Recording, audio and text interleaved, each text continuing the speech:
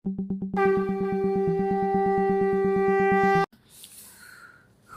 पुरुषोत्तमम। आलोचना प्रसंग प्रथम खंड से 23 अगस्त सन 1940 की श्री ठाकुर जी से वार्तालाप। बहुत दिनों के बाद सुशीलदा बसु आश्रम लौट आए हैं। भादों की भरी नदी उस समय कूल प्लावनी होकर आश्रम के बगल से उच्छल आवेग में बहती जा रही है। आश्रम के सामने वाली दिशाओं की एक अपूर्व शोभा थी। श्री ठाकुर सवेरे बांध के किनारे खड़ वाले खपड़ेल घर में बैठे हुए हैं। सुशीलदा वहाँ आ उपस्थित हुए। वह इन दिनों भृगु की कुंडलियाँ संग्रह करने में व्यस्त हैं। उस विषय में नाना तरह के गल्प कर रहे हैं। सुशीलदा जयपुर, कश्मीर इत्यादि राज्यों में अनेक सुंदर सुंदर प्राचीन ग्रंथ आदि हैं जिनकी अब तक छपाई नहीं हो सकी है। जर्मनी और अमेरिका के कितने विद्वानों ने वहाँ जाकर उन पुस्तकों को देखने की चेष्टा की है, किंतु राज्य सरकार ने उन्हें अनुमति नहीं दी थी।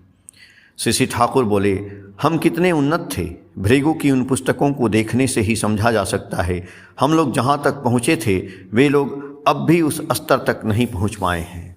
धातु के रूपांतर के विषय में सुशीलदा आलोचना कर रहे थे। श्री ठाकुर जी बोले, प्रिंसिपल नियम अच्छी तरह जाने बिना टेकल परिचालना करना कठिन है। पुनर्जन्म के विषय में चर्चा चली। श्री ठाकुर जी बोले, मेरी तो धारणा है मनुष्य जिस दशा में मरता है उसी दशा में ही अर्थात उसी ग्रह गोचर के फलस्वरूप पैदा लेता है। एक व्यक्ति के जन्म लग्न से उसे रिवर्ट उल्टा कर करने पर उसके पूर्व जन्म के विषय में जाना जा सकता है। किस पॉइंट जगह से रिवर्ट उल्टा करना होगा उसे अच्छी तरह समझना होगा। गोपाल ने मुझसे एक दिन कहा था, आपका भी उल्टाने पर रामकृष्ण देव का जीवन होता है, उसके पहले बुद्ध देव का जीवन मिलता है इत्यादि। मैंने तत्क्षण ही उसे मना करते हुए कहा, ऐसी बात नहीं कहनी चाहिए। कहने का सार है, लग्न मानो सूर्य की तरह उठता है। एक ही जगह में हूबहू एक लग्न में दो व्यक्ति जन्म ग्रहण नहीं कर सकते हैं। सुशीलदा ने श्री ठाकुर को यह बताया। एक सज्जन की मृत्यु के बाद उनके बंधु एवं उनकी पत्नी उनके विषय में बातें और चिंता करते हुए परस्पर मिलित हुए एवं उसी रात में ही उक्त बंधु पत्नी के गर्भ में उन्होंने स्थान पाया। दूसरे जन्म में वे जन्मांतरण हुए तो उसकी परीक्षा ली गई। श्री ठाकुर जी बोले, ऐसा होना संभव है। इसीलिए शास्त्र में है, स्वामी स्त्री जहाँ एकांत में रहते हैं वहाँ दूसरी तरह का इम्पल्स प्रेरणा नहीं रहे, उससे एक सोल को इन करने में आत्मा को गर्भ में स्थान पाने में बाधा हो सकती है। स्वामी स्त्री जहाँ एक साथ एकांत में रहते हैं वहाँ दूसरे को जाना पाप ही समझा जाता है। इन बातों के बाद बातचीत के सिलसिले में श्री ठाकुर ने निरुद्ध पारिपार्श्विक के अत्याचार के विषय में बहुत बातें की। श्री ठाकुर जी बोले, मैंने जी जान देकर मनुष्य के लिए किया है और मनुष्य ने भी जी जान से मुझ पर अत्याचार किया है। मैं उस समय हर माह में 3000 रुपये बाहर के लोगों को देता था। माँ ने मुझसे 300 रुपये मांगा था पर मैं माँ को नहीं दे सका। क्या मुझे इसके लिए काफ़ी दुख नहीं है? अभाव के चलते अंत में माँ आप लोगों के सामने हाथ पसारने के लिए बाध्य हुई। मैंने जिन्हें दिया है उन्होंने उसे दान नहीं समझा बल्कि दावा समझकर ही लिया है। लिखने की बात कहते ही सभी रंज हो जाते थे, गुस्सा करते थे। मैं कुछ नहीं कहता था, मैं अपना कार्य करते जाता था। मेरा उसमें कुछ भी स्वार्थ नहीं था, पर उन लोगों से नहीं लिखाने के कारण आज ऐसी अवस्था हुई है। मुझसे रुपया लेने के बावजूद आज मुझ पर जो अत्याचार कर रहे हैं, यदि उसमें उनकी कुछ भलाई होती तो भी मुझे थोड़ी सांत्वना मिलती, किंतु ऐसा कर उन्होंने सबसे अधिक अपनी ही क्षति की है। इसका मुझे बहुत अफसोस है। अंत में मेरी बात तो सुनते ही नहीं थे। मैं कुछ कह भी नहीं पाता था। उस बार उत्सव में 2 डलिया सोना संग्रह किया था। मैंने उसमें से मोटर के लिए 400 रुपये देने के लिए कहा, वह भी नहीं दिया। जब केष्टोदास किसी व्यक्ति से अपमानित होकर मेरे निकट आया तो मैंने कहा, तुम यदि मेरी बातों पर चलो तो देखोगे ब्राह्मण लोग भी तुम्हारी भक्ति करेंगे। मेरी बातों के अनुसार चलने पर वास्तव में ऐसा हुआ भी। कोई व्यक्ति उसे प्रणाम करने गया तो वह भाग खड़ा हुआ। और भी कितनी घटनाएं हुई। अंत में वह बर्दाश्त नहीं कर सका, माथा खराब हो गया और भी कुछ लोग उसके साथ मिल गए। प्रफुल्लदा बोले, ठाकुर के रुपए पब्लिक मनी जनसाधारण के रुपए हैं, ऐसी एक अफवाह चल रही है। इस बात को सुनते ही मैंने एक व्यक्ति को डपटते हुए कहा, मेरे ठाकुर के रुपए यदि पब्लिक मनी जनसाधारण के रुपए हों तो क्या वकील, मुख्तार, डॉक्टर, प्रोफेसर के रुपए, पब्लिक मनी, जनसाधारण के रुपए नहीं हो सकते हैं? ये सभी सेवा के विनिमय रुपए लेते हैं और हमारे ठाकुर सर्वतोभाव से प्रेमवश प्रत्याशा रहित होकर जी जान से मनुष्य की सेवा करते जा रहे हैं। उनकी वह प्रेममय त्रुटि रहित सेवा की कीमत नहीं दी जा सकती।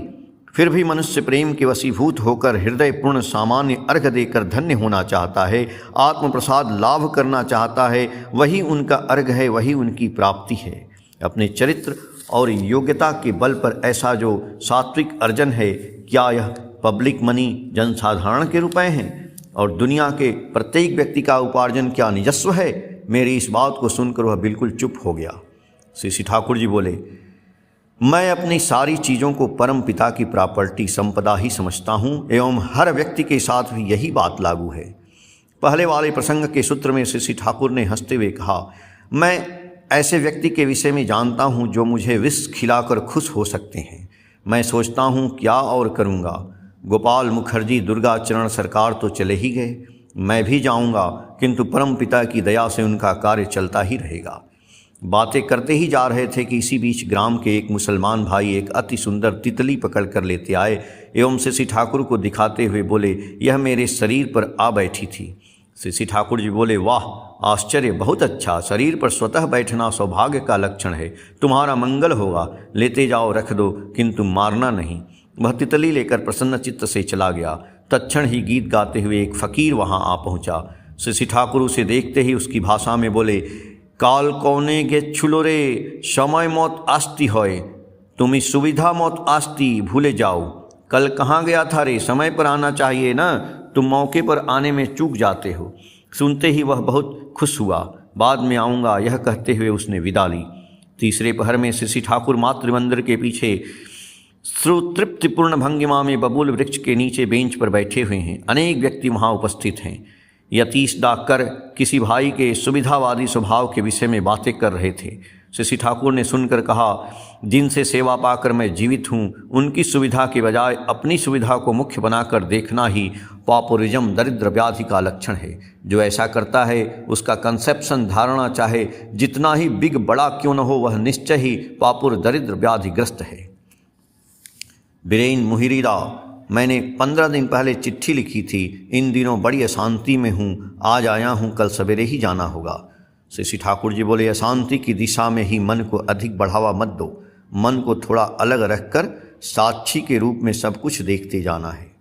श्री ठाकुर जिस बेंच पर ओठंगे बैठे हुए थे उसे दिखाते हुए बोले, यदि इसे खींचना चाहूँ तो इस पर बैठे रहकर संभव नहीं होगा, उठते हुए खड़ा होकर ही ऐसा करना होगा।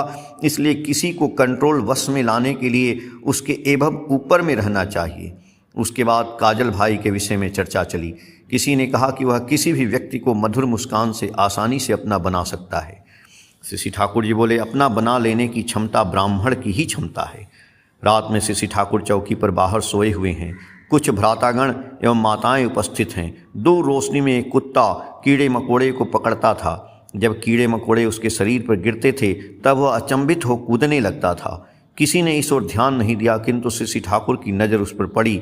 वे दूर से ही उसे देखते हैं और मुस्काते हैं। हठात बोले, देखो कैसी बात है, कुत्ता कीड़े मकोड़े को पकड़ रहा है और जब कीड़े मकोड़े उसके शरीर पर गिरते हैं तो कुत्ता कैसे छटपटाने लगता है। इसके बाद श्री ठाकुर रहस्य भरी भंगिमा में प्रसन्न चित्त हो कहने लगे, एक बार बिल्लियों के एक दल ने प्यारे के विरुद्ध षड्यंत्र की थी। वे प्रतिदिन उसके बिछावन पर जाकर पेशाब कर देते थे। प्यारे उन्हें जितना ही धमकाता था, वे भी उस समय अपना दल मजबूत करके आते थे। उसके जीवन को बिल्लियों ने बिल्कुल दुखमय बना दिया था। प्रफुल्ल बोले, वे भी तो पारिपार्श्विक ही हैं। इन पारिपार्श्विक के परिपोषण के लिए ही तो भूत, बलि, मनुष्य, तेर, जीव की सेवा इत्यादि की व्यवस्था थी। श्री ठाकुर जी बोले, हाँ। प्रफुल्लता बोले, अच्छा, क्या वे हमारी भाषा समझ सकते हैं? श्री ठाकुर जी बोले, शायद वे नहीं भी समझ सकते हैं, पर उनकी भाषा मनुष्य समझ सकता है। तक्षशिला में यह एक सब्जेक्ट पाठ्य विषय था। इसके बाद श्री ठाकुर के निकट समाचार पत्र पढ़ा गया एवं युद्ध के विषय में वार्तालाप हुआ। आलोचना प्रसंग प्रथम खंड के पेज संख्या 74, 75, 76 से लेकर के 80 तक। जय गुरु।